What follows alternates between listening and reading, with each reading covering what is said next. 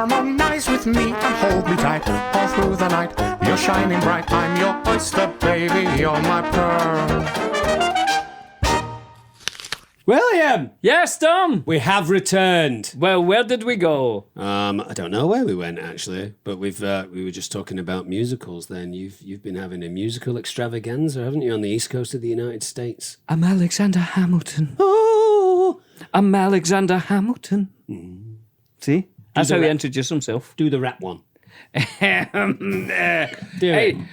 I put a pencil to my finger and then I burn a banner. Hey, then I thought about something, then I made America along with these guys. Oh, but didn't shoot me. I'll put my hand in the air. Sometimes that doesn't stop them. Hang on, I should have been beatboxing while you did that. Yeah, that'd have been good. Hey, are you Alexander Burr? No, you're playing Alexander Burr. Oh, no, it's not Alexander Burr. I don't think Get out of it's my not way. Alexander. Oh, it's somebody else, Burr. I'm John Adams and I've got no hair. President of the United States, I don't care. I'm Alexander Hamilton. That's my bit. It's quite uptown. Oh, you've jumped a bit. Sorry, son died, didn't he? You enjoyed it though, didn't you? That song, It's Quiet Uptown, really makes me upset. He moves upstate New York, would that be right? Or away from Manhattan? Well, I don't, was there even a Manhattan then? I don't know, but he moves away from all the people because he just wants to walk around and grieve with his wife on his own. Yeah, because he's always been with everybody, you know. he's a man In the of room people. where it happens. Room where it happens. Room where it happens, get up on the Where it table. happens. Let's all vote on this. What is it? It's just this thing about America. What would be your rap name if you could pick one? Keep in mind that you're a very famous Scotsman. What about Leaned Over? Hey, that would be I an leaned MC, over. MC leaned over. Oh, that's good. Yeah, Little Leaned Over. What would yours be?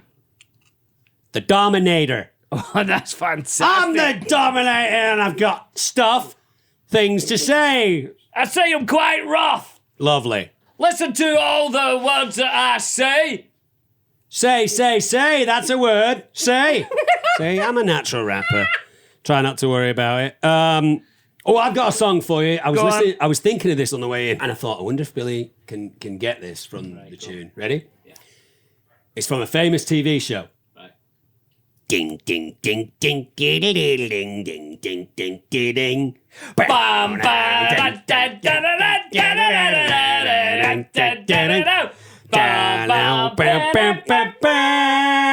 do you know it? Sausage on a fork.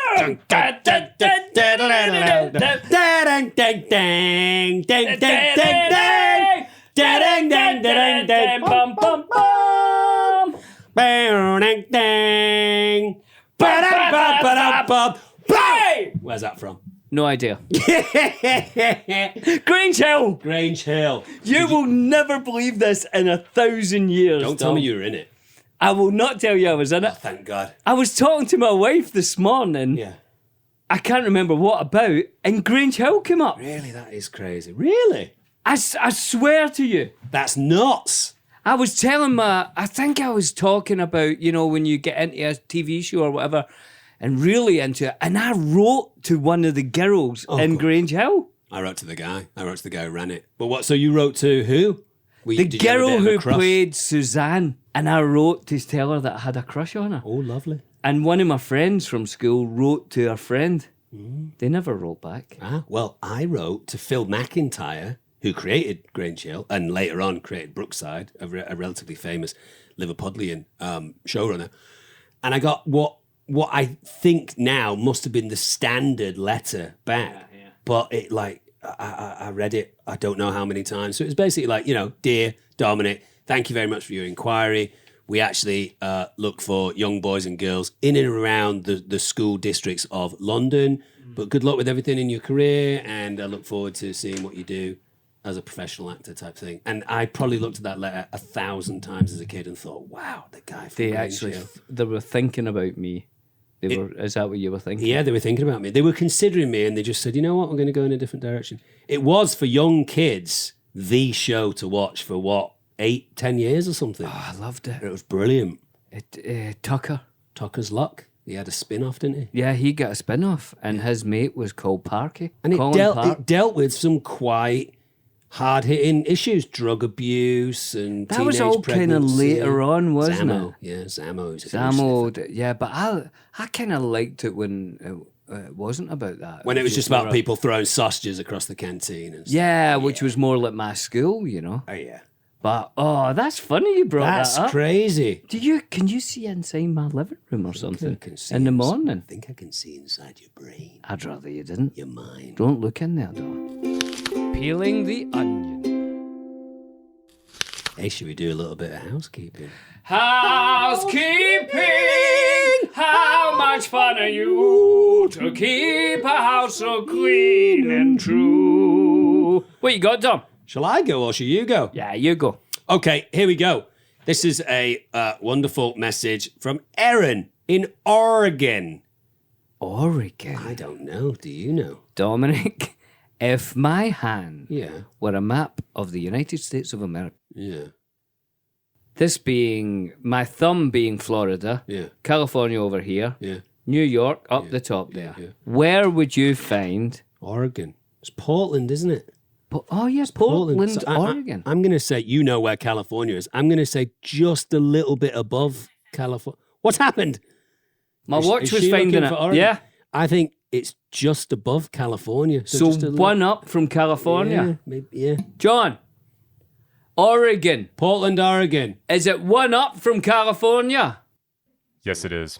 You didn't know that? You had to No, ask I was waiting. Olivia. I want to make sure I had some microphone juice. Oh, all right. We've nailed did it. you know that? I did. I went there last year for Thanksgiving, and it's about a 16-hour drive from Eugene to Santa Monica. Lovely. Wow, 16-hour drive. And what's your favorite restaurant in Oregon, John? It was during COVID, so we didn't go to many restaurants. Voodoo Donuts, though. Voodoo Donuts. I've had a Voodoo They Donut. put a tiny little doll in the centre. Yeah, and if you bite it, somebody somewhere loses a leg. Anyway, lovely Erin from Oregon has What's she written, saying? in regards to League of Legends, Oh, yes. said, I've been wanting to know if Dom and Billy ever play the ARAM mode. If so, what are your thoughts? That's the only mode I play these days, and I much prefer it. Matches are typically quicker. You get to try out a wide range of champs. Bonus tip, mute everyone that isn't your friend for a better experience. In case you didn't know, ARAM stands for all random, all middle, in a nutshell. Everyone gets a random champ from the ones that they own, and you fight out in a single lane. So it's basically mid lane. We've played it. We played it. You and Nigel liked it. I disliked it quite a lot. Yes, but I would say this is back in your more Rubbish. less confident days. I hear you. It's just an all-out brawl. It goes faster. The games are about 15 minutes. So sometimes we'll play a couple of major games and then we're like, I don't really have time for a full game. Oh, let's just have a quick ARAM. I just felt like it was a lot of colours and a lot of people doing stuff, but I had no idea what was going on and there was no skill involved. I understand. I didn't enjoy it. Just pressing a bunch of buttons. Well, thank you, Erin, for your lovely inquiry. William, it was a it's good over question. to you. And maybe I'll try it again now that I'm slightly better. Rihanna from Sioux City, Iowa. Hello. Imagine you're having a dinner party. All right. You can invite 3 people in addition to your friends and family. Oh, lovely. You can each invite one person who is alive, who you've not had the pleasure of meeting, one person who is deceased but brought back to life, and one fictional character. Who would you invite? What would you talk about? What would you serve at the party? Are we at the same dinner party or these are separate dinner parties? Separate. It's way too much to have all those people. Okay. You need a giant table. So one person alive, I would have Jane Goodall, the incredible wildlife worker, naturalist who's done a huge amount of work on primates, specifically chimps. Have you ever met her? I have had dinner with her. Hold on. Yeah. I'll just reread this to you, Don. Yeah, go on. One person who is alive whom you haven't had the pleasure of meeting. Sir David Attenborough. I've not met Sir Dave, but I have had dinner with Jane Goodall, and she is lovely. Oh, lovely. Could not have been nicer. Well, one critique, if I may. Go on. I would have liked to have for her to have spoken up a little bit. There was a lot of very like, quietly. yeah. I was like, oh, What was that? It's probably because she's trying not to Wake the chimps. scare gorillas Yeah, chimps, but yeah. and gorillas. Yeah. Occasionally a gorilla. Not usually Never. a gorilla. I mean, of course, I'm sure she's worked with some gorillas, but she's made very famous for her work with chimps. It was Diane Fossey who was famous for gorillas. Gorillas in the Mist, of course. And a great choreographer. Yeah, brilliant. Yeah. Okay, should we do it at the same time? Not the same time. All right, so you do say your live. a live Okay, person. so you've done your live person So there, Dave. So Dave. and I'll go for Tom Cruise. Really? Maverick. I want to talk to him about Maverick. Not only the film Maverick, but a Maverick choice by you. Thank you. Brilliant. Okay. And then who have we got next? One person who is deceased brought back to life. Well, you know what I'm going to say, don't you? You can answer for me. John Lennon. No. What? No, come on. I've answered it a bunch of times in the same way. Have you? I very seldom listen to you. Yeah, good point. Buddha. I would have the Buddha. I think for my money, he's the most fascinating human that's ever lived. Can I just check something on this? When we bring them back, and it says they're brought back to life, they're not zombies, right? I don't think they're the undead. Right, no. so they're brought back as They they were. Okay. Yeah. Then, How about you? well, you put a thought in my head. I'll go for Paramahansa Yogananda. Bless you. Thank you. Brilliant choice. So basically, two Another very enlightened spiritual, beings, yeah? just to talk about enlightenment and what that means. And okay, very good. Another fantastic historical character and one fictional character. And they show up obviously as that fictional character. It's not like Harrison Ford playing Han Solo and then he shifts to Harrison Ford. He would be Han Solo the entire time. Yes, it's Han Solo. Yeah, it would be Han Solo. Tough With one. all the history and baggage of Han Solo. That's a tough one. Well, I've done two relatively serious, earnest people. Sir David Attenborough, the Buddha. So I think I'm looking for a tonic, and I would maybe go for someone like Bugs Bunny. Just to see, you know? Just to see what that does to the party. Yeah, the chemistry. Do you know what I mean? The alchemy. Okay, that's quite good then. What about you? Superman. You've got Tom Cruise there. You're aware of that. I'm just letting you know. I know that. There could be a conflict. Who's the leading man sort of thing. Certainly. Who is the real Superman? But saying he's Superman, I mean, he's overpowered Superman, isn't he? I'd like to know what that feels like, to be overpowered all the time. Lovely choices. Thank you. What can I add to this? Yeah. Oh no, this is part of it. Yeah. What would you serve at the party? There's one before that, wasn't there? Was there? Well, what would you talk to them about? Oh, well, I mean, it's just open. It's Tell an us open about your conversation. I mean, you wouldn't, you'd let the conversation flow Yeah. like the friendship onion. Yeah, you wouldn't dictate to the Buddha. No. We No, wouldn't I don't want to talk about this. that. No. Provide us with your wisdom. And you Give us some couldn't with anecdotes. Superman. No. He'd zap you with his laser eyes. Use the laser eyes, yeah. So we talk about whatever comes up. Right. And what would you serve at the party? Well, that's a good one because I would think the Buddha and Paramahansa Yogananda, I would think would be vegetarian. Vegetarian. I think he's quite healthy, right? He lifts in the gym and stuff. So Oh, I he think- definitely lifts, yeah. I would serve for Sir David Attenborough, the Buddha, and Bugs Bunny, because Bugs Bunny is also vegetarian. Carrots, right? I'd serve a kind of Middle Eastern platter. With Do you know what I mean? carrots, I would hope. Carrots, hummus, baba ganoush, maybe some pita bread, some carrots, some pickles, Oh, nice. rice, Nice. vegetable, maybe a Greek salad. Right. That's what I'd do. Keep it simple. Yeah, I mean, it's more difficult with Superman and Paramahansa and Tom Cruise. I would say outside of Paramahansa, I think you might get some complaints for your guests if there wasn't a little bit of protein. I think Tom Cruise is a heavy protein eater. Well, maybe we could ask Tom to bring his chef. Because then that's Tom dealt with, and then I'm sure they could adapt for the other two. Lovely. Good. That was a good question. That was a great question, Rihanna. Should we do one more? Go on, Tom. Amy from Breckenridge in Colorado. We've been to Colorado, you and I. Yeah. Had a great time there. Lovely. Says, if you could have a live podcast anywhere in the world, where would it be and how can we make that happen? Well, we have been very lucky over the last kind of year or so to have been able to go all over the United States and Canada with our podcast. And I'm hoping that turns into maybe a little bit of a worldwide thing. I hope so, because I've really enjoyed it. Me too. I'd like a podcast in Glasgow. I'd like one in London. I'd like one in Paris. I'd like one in Sydney, Australia. And then you talk about the stuff of that place. Exactly. And the first thing that comes to my mind is food. Always. And so for me, I'd like to do it in Japan.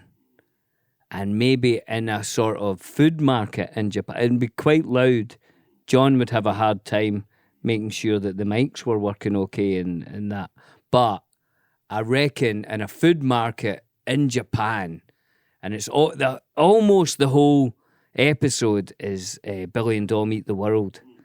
But we talk about Japan and history and all that during it. And we'll bring on some guests, but mainly we're eating Japanese food all the way through it. Yeah, every 5 to 10 minutes or so, another little plate is brought forward. Try this. This is a local delicacy. This is great. I'd love that.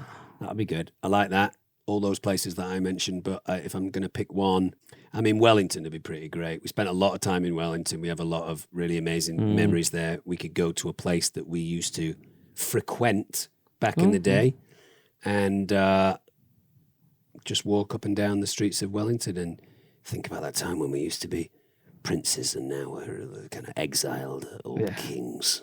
They probably wouldn't want us back. No. Well done for doing one answer to that. It's the first time you've ever done that. Yeah, well, I've listened to you. You did say the other day that, unfortunately, when someone asks me for one answer, I usually give 3, which is true. Dom, So, yeah. voicemails. Let's do them. Have we got any voicemails, John? Hello, my name is Anastasia, calling from Pittsburgh, Pennsylvania in the United States.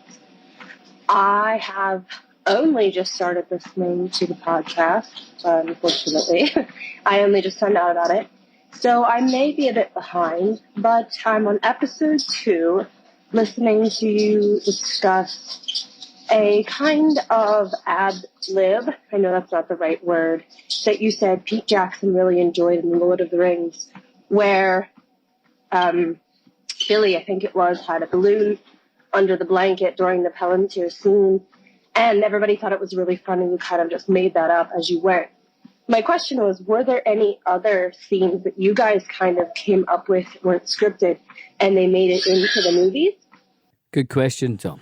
I remember in that Palantir scene as well, I was supposed to take the Palantir from Ian McKellen's sleeping arms, and he sleeps with his eyes open, you know, and I was to go over and take the Palantir. And I said to Pete, I thought it would be quite fun if we did a little homage to Raiders of the Lost Ark, so that when I took it, I replaced it with something else. Yeah, it was like a jug next to it. There was a water jug that had a kind of round bottom, I suppose, like a Palantir. So as I took the Palantir out, I replaced it with a thing. That was a little nod to Raiders. I think in quite a few of the sequences with Treebeard, there was a few little things that we had said, well, what about this as a little flourish? And Pete was like, yeah, do it. I think when I wake up, when Mary wakes up and realises that you've been drinking the Ent draft and you're taller. Yeah. I don't think it was scripted that you have kind of like indigestion, right? I don't think so. Yep. Like you've still got it going on. And I think a lot of that scene, obviously scripted, but the little looks towards each other and, you know. Who's bigger and kind of going, what are you gonna do? Know. Little bits and pieces like that were obviously improvised. I just remembered one then and now I can't remember it. That line from that part where we're trying to get the Ents to go south, and I say, the closer we are to danger, the further we are from harm. That was ad-libbed. Oh, great. Yeah? Lovely. You like that? Yeah, I love that.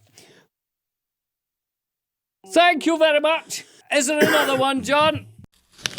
Hi, my name's Olivia. I'm from the Chicago area, and my question is for Dominic. Oh. So, Dominic, what is it about apples that you love so much? Is it the crunch? Is it the tartness? I'm interested in hearing why you love apples so much. Yeah, that's a good question. So lovely. It's a very simple question. Well, it's about apples, isn't it? Yeah. And I mean, even you could take right back to Adam and Eve. You could, couldn't you? Yeah, the fruit of temptation. Exactly. So why do you like apples so much? I grew up on apples. My mum is a big apple fan, still eats apples. Almost every time Maureen's coming back from the kitchen, she's got an apple in her hand, you know? And she likes to eat it with a knife and a plate now. Oh, does she? Yeah. She likes to chop into it. I think, I wouldn't assume about my mother, but I think as you get older, maybe you're a little worried about your teeth coming out with a bite. It does sometimes takes a bit. Apples and can I be do quite like firm. to eat an apple with a knife, but I like to do it like I'm a cowboy. Oh, yeah. I like You that know what I too. mean? I don't want a plate. I want to have a little knife. I understand that you make little discs, little And I make spheres. little discs and I go like that, and I eat it off the knife. Yeah, I like that. So I grew up with apples is the first question. Lots of times the things that you grow up with, it's just part of, not as my family members. I just thought there, Gwyneth Paltrow's a daughter probably says, I grew up with apples. Isn't one of them called Apple? Yeah, apple Right, and carry on, it just roses, made me I think. laugh. Yeah. I thought you were laughing because you thought when I said I grew up with apples, you were like, oh, your dad's an apple, your mum's an apple. Your mum's No, I was just thinking you sound like one of Gwyneth Paltrow's kids. So there's that. I think apples you've heard me talk about this quite a lot. I think apples are probably the most underrated fruit in the West because they're ubiquitous, like an orange or a banana, which, I remember my dad saying as a kid, bananas weren't around when he was a kid. And then suddenly everyone was like, oh, here's a new fruit. It's a banana. And my dad said, like, the first time he saw a pineapple, he's in his, 30s or something. Do you know what I mean? So these are things that we're used to. But obviously, the apple has been around for so long, you can fit it in your pocket, no problem. You can travel with it. There's a bunch of different varieties. My favorite, probably classically, is the Granny Smith. Although I do love a pink lady. I know you do. I like a gala. I think they're called Reddits. Tiny little apples. They're about that big. It's like 5 or 6 bites. Good for you. A good source of sugar, a good source of potassium, I believe. And there's an active ingredient inside the apple, which I believe is called pectin. But if I'm wrong, please let me know. Which dilates the gallbladder exhaust valve, essentially, and allows any bits and pieces to fall out because the pipe is a little bigger than normal. So hopefully I won't have any gallstones, which you can attest are quite painful. Very painful, and I'll tell you, it's not pectin. It begins with a B, but I can't remember what it is. Because when you're trying to get rid of them naturally, you drink a lot of apple juice and all that to do that. Well, no, it's not Brad Pitt. No. Similar. Bromelain, I think, is in pineapples. Now, what about you? Because you like an apple, but it's not your favourite fruit, obviously. No. What would you give it out of 10? Oh, I'd definitely give it a 9. Oh, you love an apple. Oh, an apple's great, but it's just, there's only so many times I can eat during the day. And I don't know if I'd choose an apple as one of those times. So what would you say, if you take a cross-section of your life so far, what would be at the top of your list for an inter-meal snack? Fruit or anything? Banana. Fruit or anything? Anything. I mean, it wouldn't be healthy if I had the choice. Yeah, I just mean, what is it not if you had the choice? What has it been? Cereal? Oh, that's not bad. No, it's not great. Why? Well, cereal's it's mainly sugar, isn't it? Oh, are you eating a sugary cereal? No, I'm eating the good stuff. I am now, but historically I wouldn't have been. Like Frosties and Cocoa Pops and stuff. Yeah, I like that stuff too. But if mine it was fruit, it'd be a banana. I love a banana. Mine would be, my average snack across all of the years of my life would be an apple, and I think probably second would be a handful of almonds. Love a handful of almonds. See, I wouldn't be my go-to nut either. Well, what's yours? A pistachio? Cashew? That's I think that would be my dad's favourite nut. What I like to do with the raw almonds, I'll take 3. Right. One will sit right in the centre. Of course. One will get shoved up into the top of my gum. One will get shoved up into the top of my right gum. And I'll let those soften as I'm eating this guy. And then when I pull these down in my mouth, I'll halve them and I'll shell them in my mouth. Of course you will. Eat the skin first on both sides, and then I'll eat the nut. And sometimes I'll sliver the nut so it becomes like little slices. Within your mouth? Yeah, within my mouth. It's That's quite dexterous. technical, that. Yeah, I'm dexterous. Do you know that's what who was it? The main actor in Godfather? Marlon Brando. That's what he was doing. Oh, right. That's why his mouth was funny in those movies. He was de-shelling nuts. Come into my house, but you don't offer respect. You don't give me friendship. You don't even think to call me Godfather. Michael. Come here, Michael. Michael. I always thought we had more time, Michael. It's okay, Pop. Remember, the guy will come and say bad things. We took care of it, Pop. Hey, I just remembered then, in terms of a dexterous mouth, Yeah. Liv Tyler can still tie a cherry stem into a knot. Oh, yeah. Remember, she did it in New Zealand for us a few times. Yeah. And on her recent birthday, she did it on Instagram. And I wrote to her and I said, I can't believe you still have that skill. And she was like, yeah, I'm really good at it. I can take the laces out of a Nike running shoe, tie them in my mouth, put them back in the shoe again. We're going to bring on our illustrious guest. Wait till you see this one, Dom. Have you had lunch? Because this is quite a heavy eating-based podcast today. Dominic, our guest today, we've got an absolutely fantastic guest. I'll give you a little background. Okay. Smokin Ed Currie is an American chili pepper breeder. He is the founder and president of the PuckerButt Pepper Company. He's best known, maybe, for breeding the hottest chili pepper in the world. And its name is, Dom? Carolina Reaper. It's close, that, wasn't it? That was good. I'm already Have nervous you been eating about some it. of them? I'm nervous already. It's called the Carolina Reaper, and it was recognised by the Guinness World Records as the hottest chili pepper in the world. Currie was born in West Bloomfield Township in Michigan, and in 2001, Currie moved to South Carolina, where we will find him today, where he began growing his own peppers in the yard and experimenting with crossbreeds, which I'm really interested in hearing how that works. Yeah. He was featured in the episode Chili Eating in the 2020 Netflix documentary series We Are the Champions. Fantastic. Well, here's Ed. Hi, Ed. How's it going? Hello, Smokin Ed Currie. Well, hello there. It's going great, man. I'm excited to be on the show. We're Great. excited to have you. Billy and I enjoy hot food. I don't know if we enjoy this level of hot, but we like spicy. We do like spicy, and chili peppers being my go-to, I would think, if I'm putting any heat into something. So we're very excited to talk to you today, Ed. Thank you for coming on. Awesome. You're welcome. Thank you for having me. In one of our earlier episodes of this show, Ed, we were recommended by our producer to eat jardinera from Chicago. Do you like jardinera, or have you ever been exposed to it? I was just in Chicago about 4 weeks ago, and I helped myself to quite a bit. Nice. Yeah, there really isn't anything chili that I'm not very fond of. And the relishes are really good. So you like to have something hot in almost all of your meals every day. Would that be fair? I start my day with some pepper oil in my coffee just to get myself lit up and going. Oh, wow. Do you know, I had jardinera last night. We were away for the weekend, and I got in last night, and there was nothing in the house to eat, and I thought, I'm just going to get a pizza, you know. And I just got a pizza, and I got a jar of jardinera, and I must have went through about half of it. It's probably my favourite thing we've had on this show yet. It's so good on a pizza. Oh, it just makes it so good. Well, Ed, let's take it back. We always like to kind of explore the origin story of our superhero guest that we have on. So let's take it way back and try and find out exactly at what point in your life did you think, I'm a huge fan of spicy and I'm going to make a career out of that?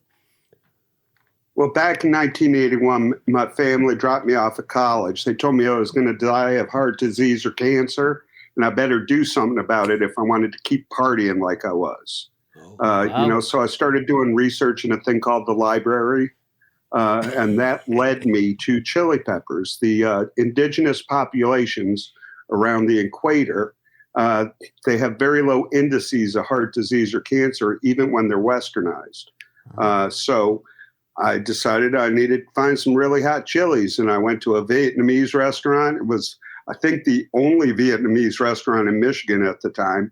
And I asked them for the hottest thing they had, and then they just had fun with me for like 2 hours. Right. But from that point forward, I was hooked. Mm. And after all the research that you've done and stuff, is that a true thing? Is that eating chilies does help with heart disease? And it helps with a ton of different diseases. There's a lot of research. We've turned all our stuff over to the medical field. There's a lot of research going on. There's a key on a subcapsuloid that fits into a cancer cell. It causes an autoimmune sequence that kills the cell. The problem is the delivery method. Not very many people want to eat Carolina Reapers or something super hot all day long. But, like all your sports creams and Bengay and things like that, they're all based in capsaicin. It's a natural pain reliever. It's also, it naturally oxidizes the bloodstream. So there's research going on with heart disease, cancer, ALS, weight loss, all sorts of stuff. Would it be fair to say that exposing yourself to chilies raises your endorphin levels at the same time because of the pain? Oh, yeah. Well, the reaction the body has with capsaicin is a chemical reaction our brain perceives as heat. Some of the natural defenses to that perception are the endorphin rush and the dopamine rush. See, they also fill the dopamine receptors in your brain and give you a rush kind of akin to a runner's high. Only I think it's quite a bit more than a runner's high. And every time you eat it, you get that same rush. So some of us who are like, I am an ex-addict. I'm in recovery now almost 24 years. But I catch a good buzz on peppers every single day. Well, with that in mind, I just can't be arrested for it. Yeah, that's great. That's great that you found the loophole. That's fantastic. So with that in mind, Ed, just tell us what your average breakfast, lunch, and dinner might be. Okay, well, in the morning, I just drink coffee, and I put that pepper oil in coffee.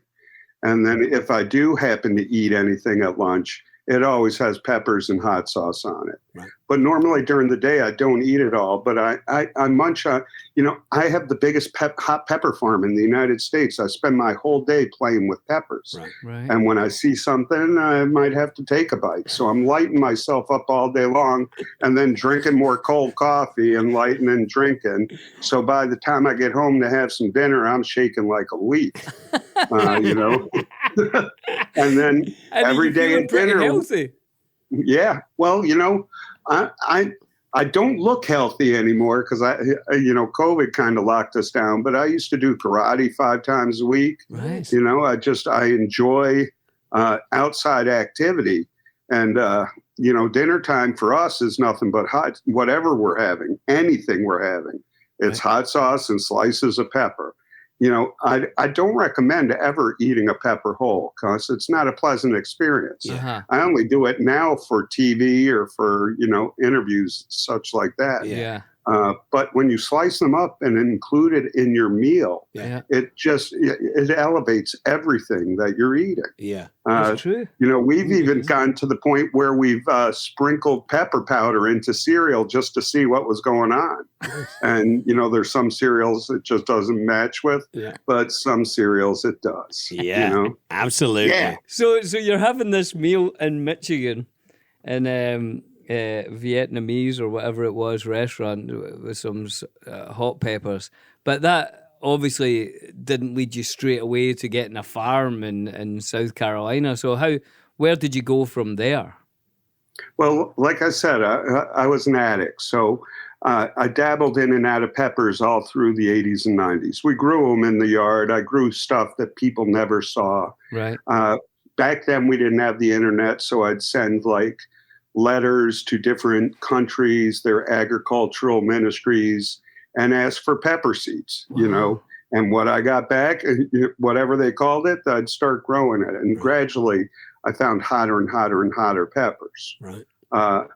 It wasn't really until I got clean that, I really got serious about growing this stuff. Mm-hmm. And then when I moved down here, the Carolinas are just the perfect place to grow any spice in the world. We have the right soil, the right temperature. It's actually considered a tropical climate. Right. So I just started growing stuff and it just got so big, it was unbelievable. And in terms of the perfect growing conditions for a pepper, they need sun, lots of water, and do they need a rich soil or not? Well, we're a red clay-based soil. It's slightly acidic. So I knock that down with some calcium and magnesium and stuff. But it's the perfect temperature mix. When you're in a plane like this, you get the minerals from the mountains, you get the stuff that washes up from the coast and has been deposited. So there's a really good mixture.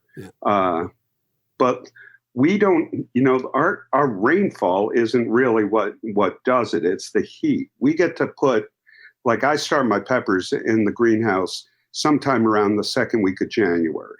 We're getting them in the ground as mature plants sometime, around the beginning of April. And we start harvesting in June. And with our temperatures, depending on how many hurricanes we get, we can keep those peppers going all the way through, Thanksgiving, Christmas time. So we get to harvest a ton more peppers than other people do. And also we do everything naturally. So we're handpicking those peppers, whereas like industrial farms, it's one and done. They pick them with a machine. It destroys the plant. They don't get it anymore. We're getting 5 to 8 times the harvest all those other plants are by employing people and handpicking those peppers. That's great. So then it grows again and you can get it later in the year. Where do the peppers go? Are you selling, like, how big a farm have you got going on there? Are you selling locally or to all of America or further afield? Well, what we do is we turn our peppers into a product called pepper mash, which is the base of everything hot in the world. Okay, anything you see at the grocery store either has pepper powder or pepper mash in it. So we produce pepper mash, and that can be turned into salsa, hot sauce, jerkies, just about anything you see, or the dried pepper can be done the same way. Right now, our company alone distributes in 95 countries on a monthly basis. But we also sell that pepper mash to all the major manufacturers in the United States. Also, there's a lot of shows that use us. Like there's other weekly shows like where celebrities eat chicken wings. We make hot sauce for them. There's other podcasts that we make hot sauce for. It's just hot sauce overtook ketchup, mustard, and mayonnaise in the United States as the #1 condiment in 2004. People don't realize how really big this market is. What's your favorite hot sauce? My favorite hot sauce? Are you talking my own hot sauce or another maker? Well, obviously yours is going to be your favorite. Surely. Come on, Ed. Well, honestly, my favorite is the Reaper Squeezins, the extra hot version, which is somewhere around 96% pepper. But I had a hot sauce by a company called Humboldt Hot Sauce out there in California this past weekend. We were doing a show in Portland, and his new Cannibal hot sauce was amazing. I've already been through 3 bottles in the last 5 days. Wow. Yeah, it was really good. And it's not really that, to the normal person, it would be hot. It's not really that hot. But it was delicious, and it paired well with everything we ate in Portland. Well, this is the thing with hot sauce for me, because I love hot sauce. My wife loves it even more than me. But for me, it has to be a hot sauce that pairs well with the food. I feel some of the famous hot sauces just overpower the food. Agree. Where all I can taste is the hot sauce. But then when you go and get more local ones or someone who's tried to make something special, like our producer here made some hot sauces that were fantastic because it sort of pairs with the food rather than just overpowers a flavor and just gives you heat and nothing else, Well, I always tell people, I'm honest with them straight out front when they ask me. Our pepper purees are nothing but pepper and vinegar. We don't add any chemicals. We don't do anything like that. They're very, very hot. So you have to use very, very little when you're pairing it with food. Okay, but we have 80 other sauces that are milder and go well with food. And you need to try those. Because if you can't enjoy the product you're using, you shouldn't be buying that product. there are literally hundreds and hundreds of nationwide hot sauce companies that no one's ever heard of that make fantastic products. But you really need to go searching far and wide for those. Yeah, most of the stuff I find that they are unfortunately offering to you in most restaurants, like you said, the kind of classic, almost generic now hot sauce is just overwhelming. You're just like, well, now my protein or my carb just tastes of the hot sauce, doesn't taste of the carb with the hot sauce. Whereas you were kind enough, Ed, you've sent us a few of your sauces, which I'm really looking forward to trying tonight. But it looks like the sauce that I want that at the side there of the plate, and it's going to help the flavour of the food, as well as giving me that little kick of heat, which both me and Dom both love in our food, you know? Yeah. Well, those generic hot sauces, even though they're good and they're well known throughout the United States, there's very little pepper in there. There's only about 1% pepper, and there's a whole lot of salt. Right. So that whole lot of salt and whole lot of vinegar overpowers, to me, everything that I'm trying. Yeah. Okay. Yeah. When I get stuck at a store or a restaurant, and the only thing they have, is that little teeny bottle of hot sauce, I'd rather go without. Yeah, it's rubbish, that stuff. Yeah, just like we say, for me, that's the only flavour I can taste. Then Same. I'm like, I'd be as well not eating the food. Yeah, I'd be as well just having a spoonful of that. Yeah. You know? Ed, can we talk very briefly? Maybe at some point we can start to bring in some of the things that Ed has offered to us, and we can have a look. But could you just talk about the science of when you have isolated something, a pepper that is hot, and then you try and marry it with another pepper that is hot? Can you talk to us about the science of how you create a kind of spliced plant? Okay, well, peppers are in the nightshade family, so they're self-pollinating. So if we find two different peppers that we're trying to get the traits from both peppers into a new one, you have to start very early in the morning when the flowers are opening and try to transfer pollen from one plant to another. Transfer as many flowers as you can, and then start pinching off all the other flowers that come up. Right. Okay, so when the fruit finally ripens from that pepper, if it's got the attributes you're looking for from the two parental units, then you have to harvest the seeds out of that and replant it. If the pepper looks the same as the pepper the next year, you keep all your data, you mark it up. If it has the same flavor profile, if it has the same attributes, if the chemistry analysis is the same, then that's the first generation. Right. Okay. To get something, a crossbreed that is stable, you need anywhere between 8 and 12 generations before a botanist or a geneticist will say, yes, it has been like since the first year. The plants have like attributes, the peppers have like attributes, and then the chemist comes along and says, and the chemistry of the plant is like attribute. Nice. Once all that is done and they say it's good, then you have a stable crossbreed. Okay, and once that stable crossbreed is there, then you start collecting data so you can see, do I have everything I need in this plant? And the first thing we do is talk to, there's a large medical community here.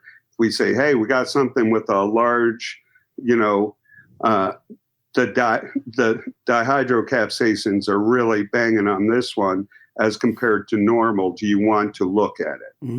We let them look at it first to see if there's any medical application for this before we start talking about the food application. Yeah.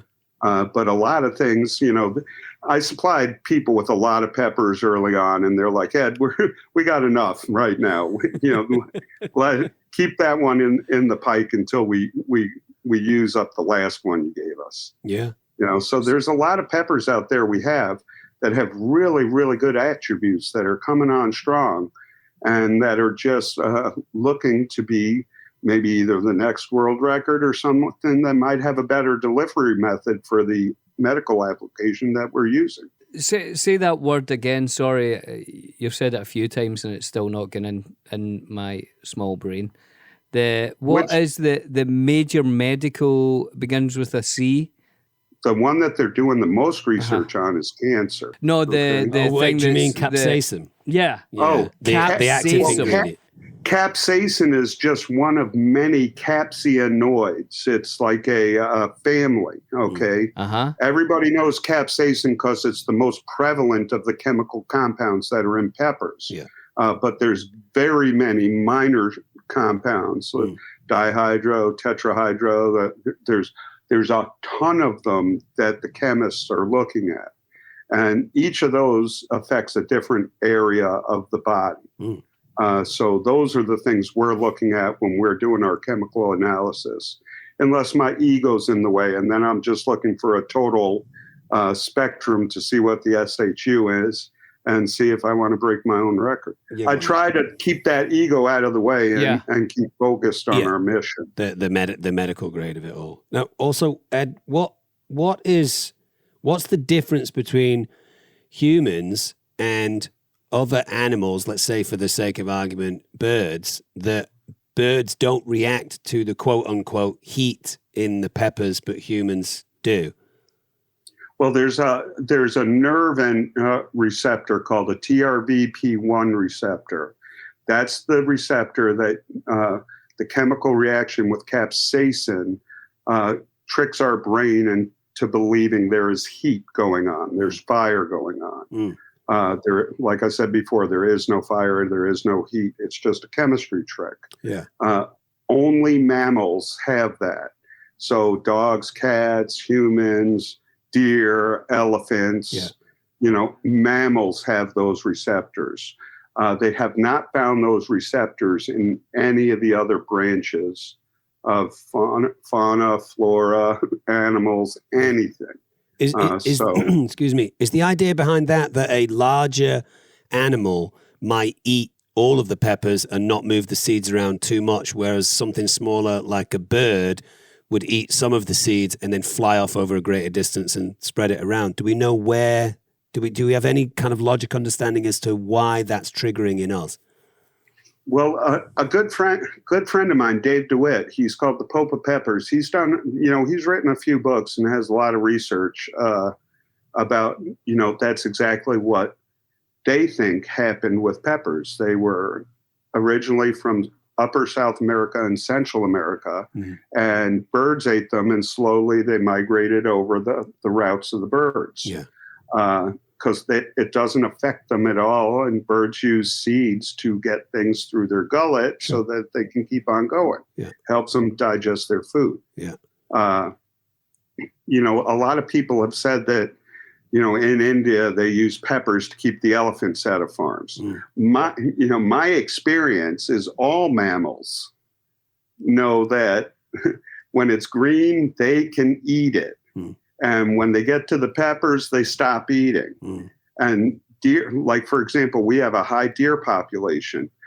At one point, they ate a field full of peppers, 35,000 plants to the ground. But they had used that same field the year before. They got to the peppers and jumped like they were shot and ran off.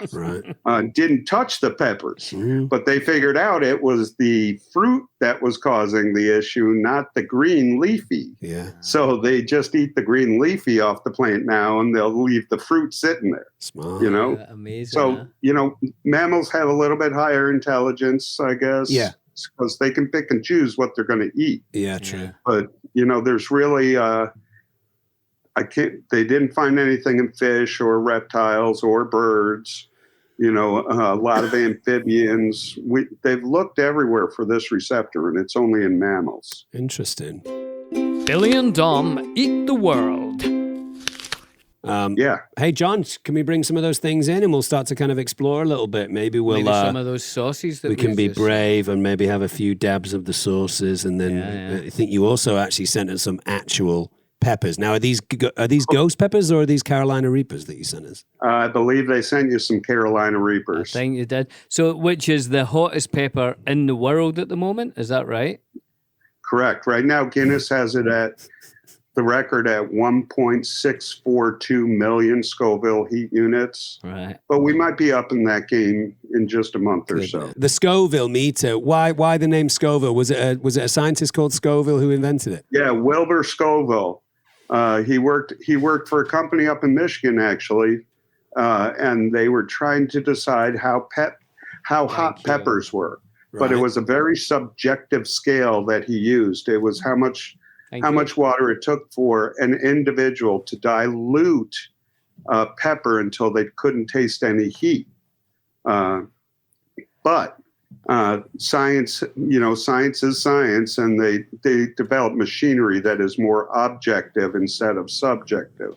Because what I think is hot is not going to be what you think is hot. Of course. And it's going to take less water for me than it is for you. Yeah. So did you set out to make the hottest pepper? Because it sounds like the medical side sounds like it's very interesting to you. But as you say, maybe your ego takes over as you understand it more and more.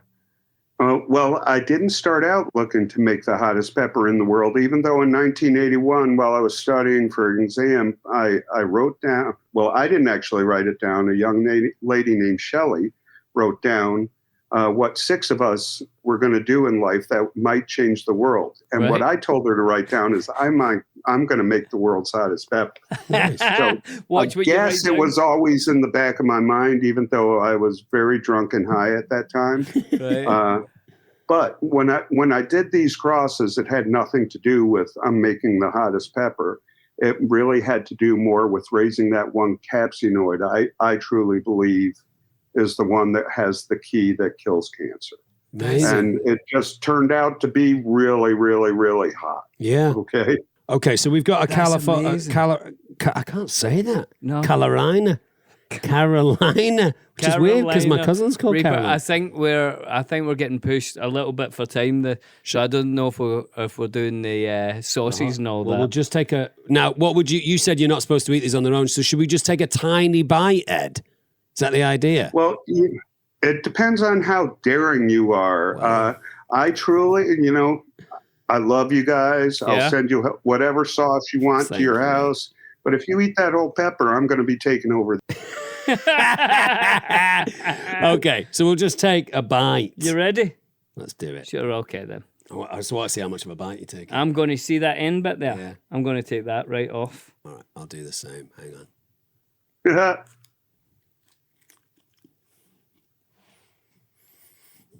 All right, let's talk through it. Right. Starts off. So actually, the flavor's nice. Starts like a bell pepper, Yeah, it has a really sweet flavor. It's the simple sugars. I was raising those because my thought behind it was that chemo patients can taste simple sugars. It's the complex carbs that really make them sick. So if I raise the sweetness, maybe they would eat more food and not starve to death.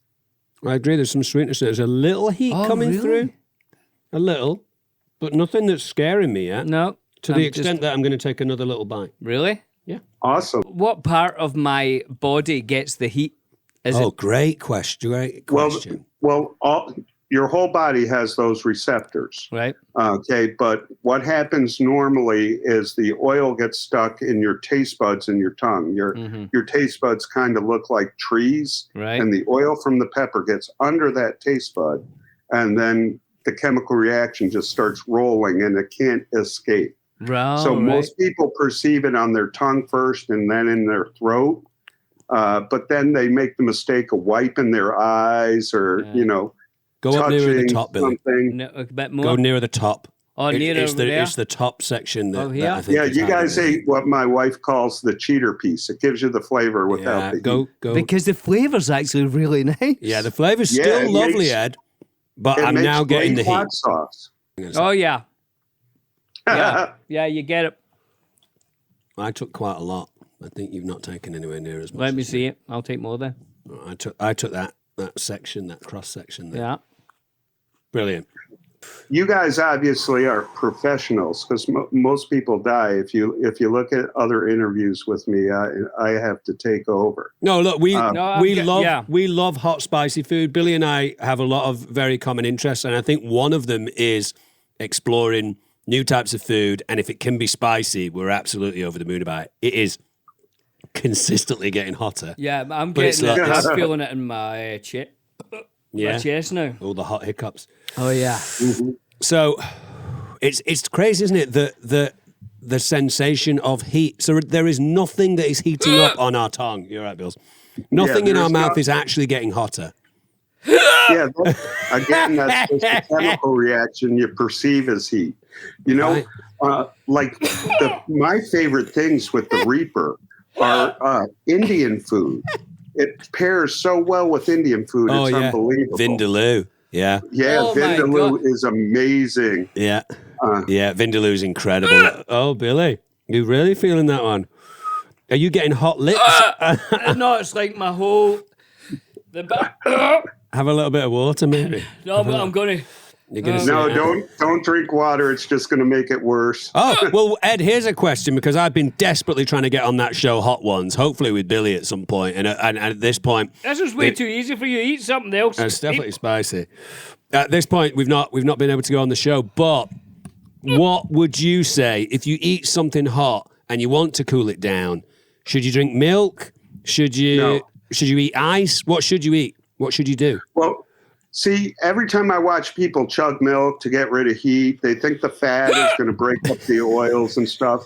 They wind up drinking a half gallon of milk, and then they throw up and say, oh, that damn pepper made me throw up. It's not the pepper. You're not supposed to drink a half gallon of milk at once. feels Water now, does Ed. nothing but disperse the oil. Me So- personally, Uh-huh. I use citric acid. Uh-huh. Okay, Lemon. so I'll drink John. like grapefruit juice or lime juice or lemon juice. Citric And it- acid. Yeah, it slows it down. So- it doesn't make it go away. I It don't just think we slows down have- the reaction. Don't think we have citric acid, but So in an ideal world, you would, squeeze a lemon and then you drink like pure lemon juice? Yeah, or I just take a piece of lime and start chewing on it or whatever. But Okay. really, it's all a matter of time. Okay. Some people it takes 10 minutes. Some people it takes 20. You know. I feel like I can feel a pulse in the back of my head now. I love this. This is my favorite show ever. Like my head is like I feel as Wah, if my wah, headphones wah, are wah. going like this. Yeah. Yeah, kind of like you did some nitrous oxide or Yeah. something. But I tell you what, Ed, you had mentioned earlier on about the euphoria, the high. I mean, Yeah. I've got my whole mouth and my lips are on fire, but my brain feels like it's kind of zipping a little faster than normal. Uh-huh. Maybe it's because my mate Billy's almost about to pass out. It could be that. The No, excitement of that. I mean, it's definitely. I mean, it's hot to the point that it's doing something to my body that no other pepper's ever done. You know, I've never felt that That's pulsating. incredible. You know, I've yeah. had hot things, but like Indian food where my nose runs, but Yeah. but that's a crazy. different but- feeling. Guess what, guys? Now that you've had a hit, I'm just like the other dealers. You're going to have to keep on coming back and get more. I bet. Also, You know? I tell you what, another sensation, I'm sure you've heard this a lot, Ed, but I've never had this before. I've got hot teeth and hot gums. All of my Yeah. gums are roasting hot and my teeth feel hot.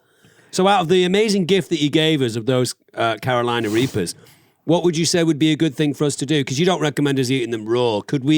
Could you talk us through a kind of simple hot sauce that we could make at home or a chutney or something like that?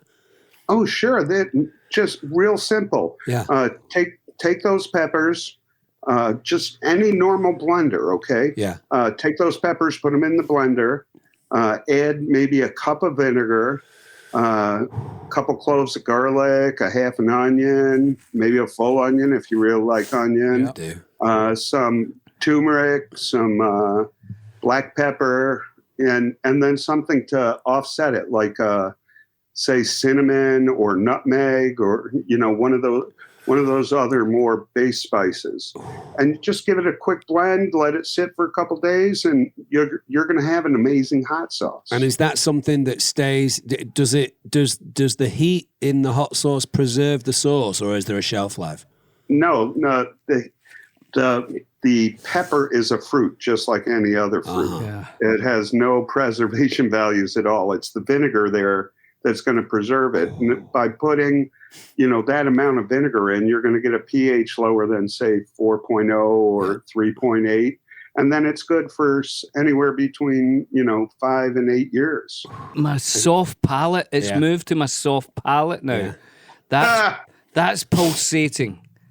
Yeah. You're going to get all sorts of body experience. Some people have actually said, my arms feel like they're floating, Yeah. And that's that huge amount of endorphin flowing through the body. Yeah, I wonder if I feel a little lighter than normal. But it definitely has affected me in that way. Yeah. At this point, it's generally localized around my mouth, tongue, teeth, gums, all that kind of stuff. Does it later on move through the digestive system like that, or does it lose its Oh, heat? yes. It's going to move down into your chest. Oh. And then when it gets to your stomach, you might get a little bit of a cramp, kind of akin to a menstrual cramp.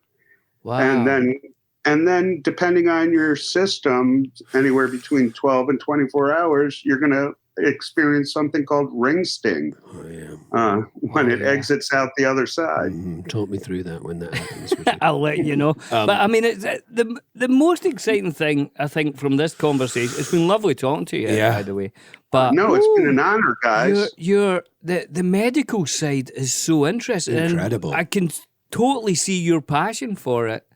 Yeah. And I think what you were saying about, cancer patients and stuff, I think you should write that down, because I think you'll get somewhere with that, in the same way that you wrote down, I'm going to get the hottest pepper ever.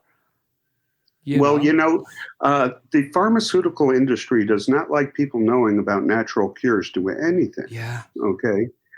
So the attorneys, every time I talk to people like this, the attorneys call me up and say, oh, you shouldn't have said that. You shouldn't have said that. But I don't really care. We got to get the message out there that there's alternatives to things. And that's why the people studying them don't publish much. There is a lot that has been published. Like the first time I was on TV, I had no idea one of the places I was sending peppers to was a research facility in Sloan Kettering. And they also had one of the researchers on who said, yep, he's right, And I had no idea that they were doing that, because everything is blind, okay? We send it to whoever asked for it, And I had no idea he was a cancer researcher at Sloan Kettering. All right, but he tested all of my hypotheses. He looked at the research I had done and said, this man is right. And we announced that on the CBS News one morning in New York, and it never went anywhere. No one else ever asked about it. It's incredibly interesting, isn't it? I mean, most pharmaceuticals, it comes from plants anyway, right? Yeah. I mean, most of them. So this has got to be studied more. Hey, I'm going to have another bite. Are you? I want to see it.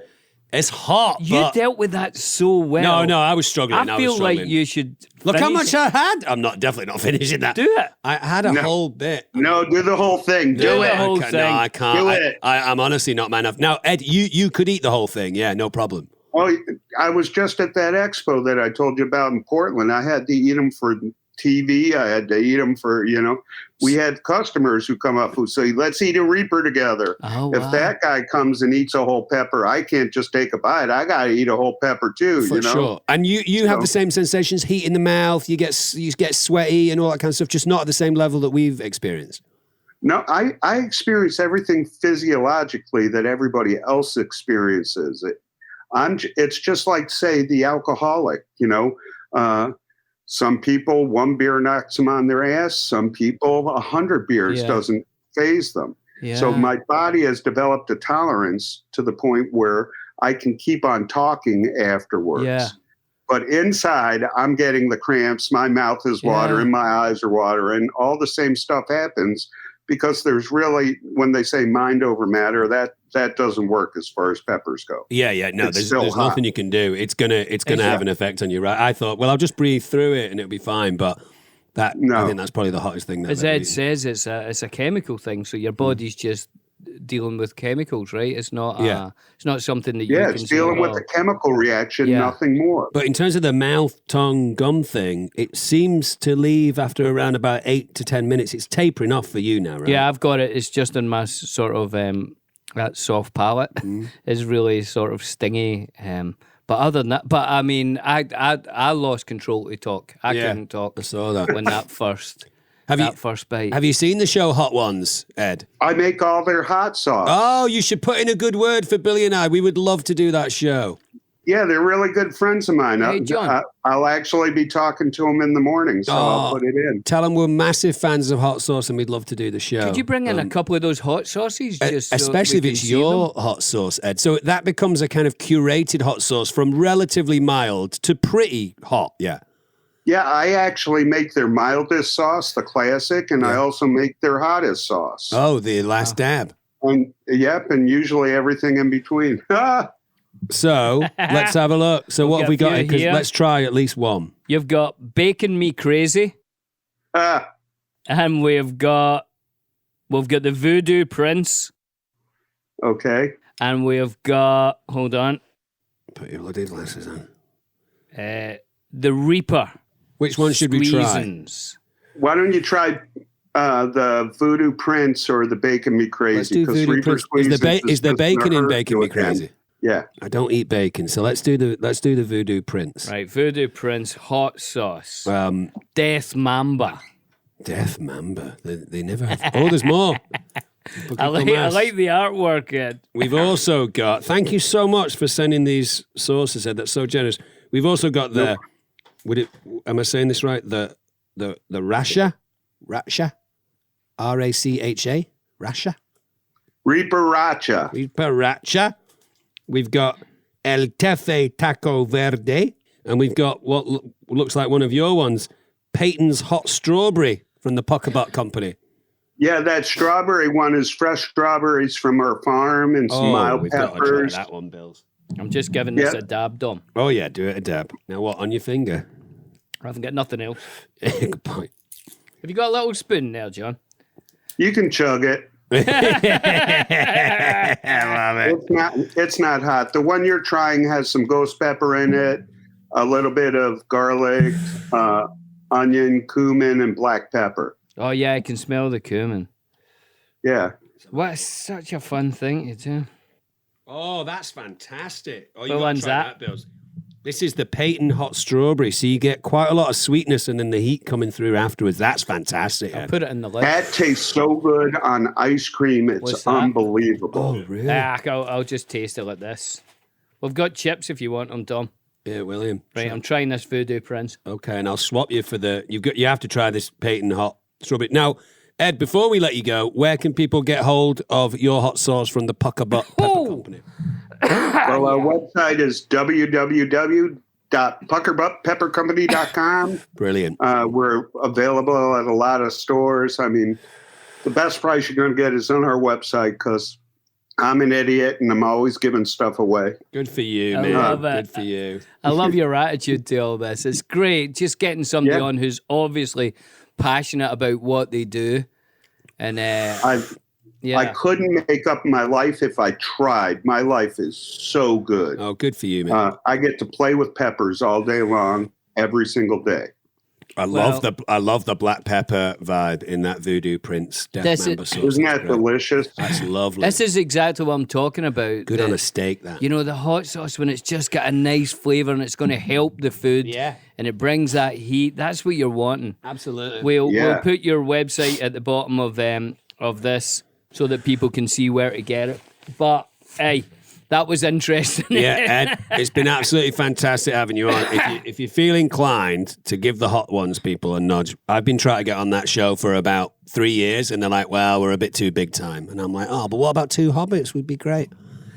Yeah, I won't approach it that way. I'll say my friends want to be on the show. Nice, and Ed. you reach out to them. Nice. Ed, that was fantastic. Brilliant having you on, Ed. Awesome. Keep up the good work. We look forward to hearing more and more about what you're up to in the pepper world. And I'm certainly going to read up more on the medical side of it. That's incredible stuff. I'm excited it's really, about that. really awesome what's going on. Yeah. Cool. Well, have a wonderful rest of your day, Ed. It's lovely to meet you. Lovely to spend time with you. Take it easy. Thank you very much. All right, take care, guys. Good Bye-bye. to see you. Bye. Bye-bye. That was amazing. And what a reaction. I mean, like you had said, there's nothing you can do, right? You try as hard as you can to kind of just breathe your way through it and go, oh, yep, that's definitely hot. But after a certain amount of time, your system just kind of goes, you need to be quiet for a moment and deal with what's going on. And I was just seeing through the window there, Dom, I think there's somebody else in the studio who should try it out. Well, not only has Johnny Clues made his own hot sauces. Well, he's a master. He's of a hot them. sauce aficionado. Now, John, as you might have seen, Billy and I started with the little tip. I think you should start with the tip because that'll give you the pepper flavour. Oh, you get the flavour then, so you know that it's a lovely. And then take a little bite from the top area I'll so show that you you how can much spit. I took. I'm like a little nervous. It's like, No, I mean, it's not something that you can't handle. But No. try the tip so you get that kind of almost kind of red pepper, bell pepper taste. We'll give it a score while you're. Yeah, and then you can score it. How's your mic? Is your mic working? check. Yeah, it's working just Not fine. working. All My right. hands are shaky. Yeah, Well, you're all don't- good. It's no. not- Seeing Billy there, Oh, Billy, it's like had a- watching. little- Billy had a moment. He had a moment. All right, so I'm going to do this little tip. That's Do just the a tip. flavour. Now that just tastes like a pepper. Really, it's kind of sweet, maybe a little bit of heat, but not really, right? See the flavour though; it's nice. Wow. Isn't Yeah, it? Very it's like refreshing. it's like a red pepper. And then if you go closer to where But the then you have to go down the way. to where the stem is, then you'll immediately be like, oh, okay, it's almost like a completely different thing. So right in the side. Yeah. I got this alone. Take the side out. Well, we've already Take done the it, side. sure. Ooh, Oh my God, hands. he's worried, isn't My he? shaking. hand is shaking. It's not that bad. Right, that's good. Right. Was Oh, that a good okay. chunk? Was that a good? Oh yeah. Yeah. But your glasses just steamed up. It's there. hot. My ears were sweating. I took off my headphones and my ears were sweating. Yeah, it's hot, isn't it, John? Yeah. So we'll It's like right in your.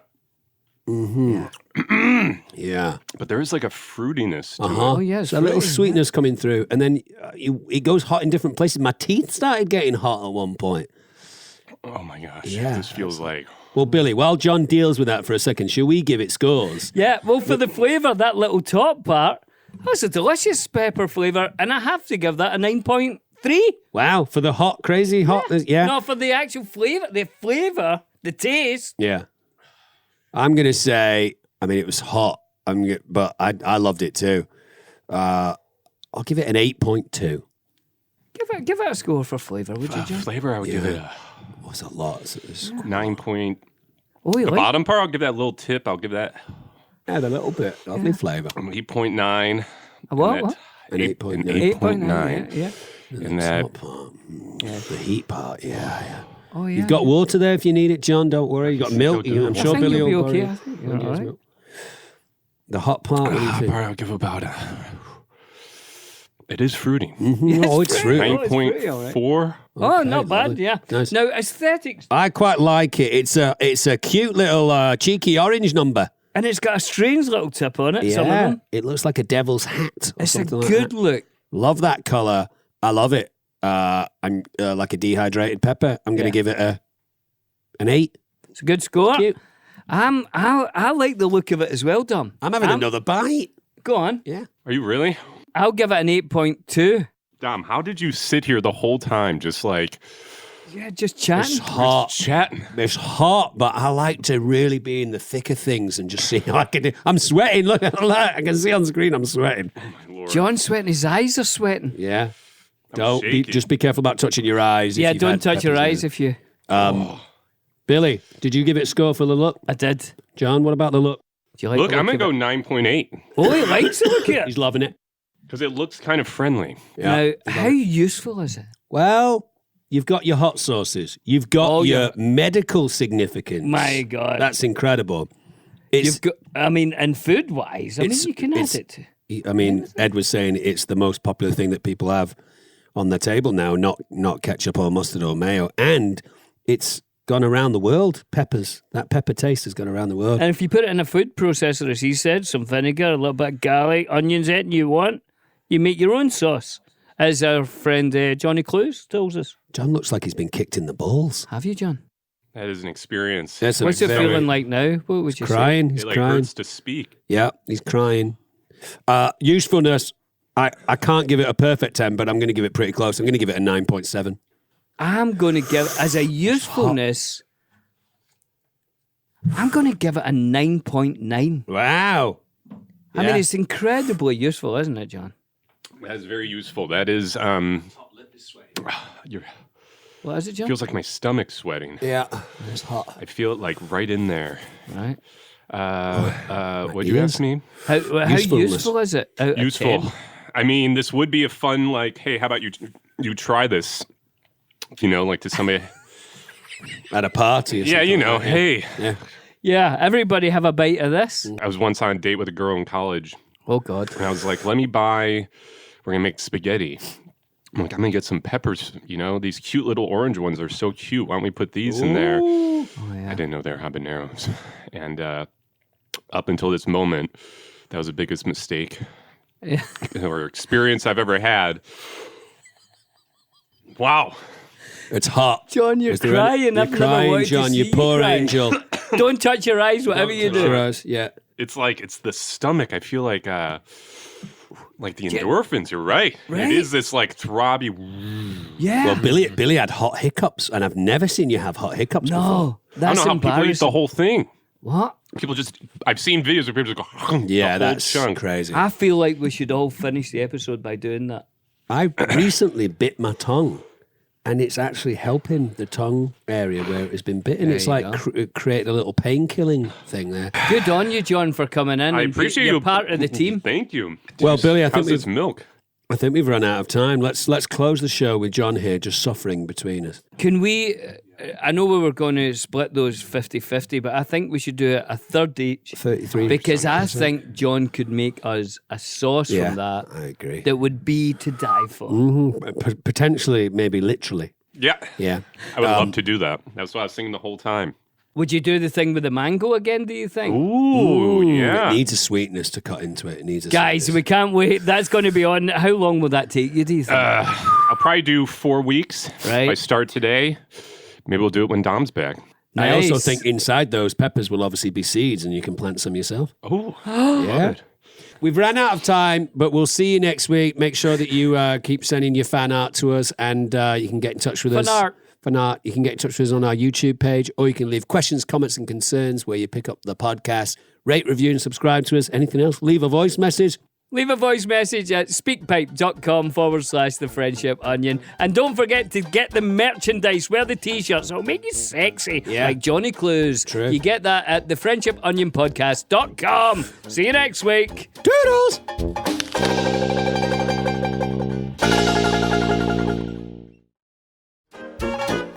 Harmonize with me and hold me tight all through the night. You're shining bright. I'm your oyster, baby. You're my pearl.